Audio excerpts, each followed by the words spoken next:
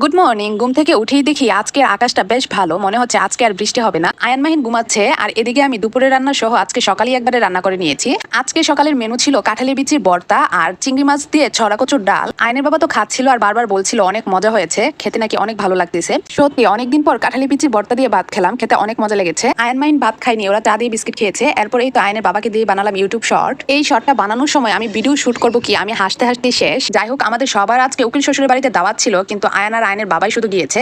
আমি আয়নের বাবাকে বলেছিলাম একটু ভিডিও শুট করে আনার জন্য, আয়নের বাবা নাকি মনেই ছিল না। তবে সেখানে গিয়ে একটা ইউটিউব শর্ট বানিয়েছে। আমি আর মাহিন তো বাসায় দুপুরে খাওয়া দাওয়া করে নিয়েছিলাম। আমরা যাইনি বলে মাহিনের নানা ভাই আবার আমাদের জন্য বিরিয়ানি পাঠিয়েছে। মাহিনেই তো খুব মজা করে খেয়ে নিচ্ছে। মাহিন তো দাওয়াত খেতে যায়নি, তাই মাহিনের আব্বুর কাছে বায়না ধরলো পৌরসভায় যাওয়ার জন্য।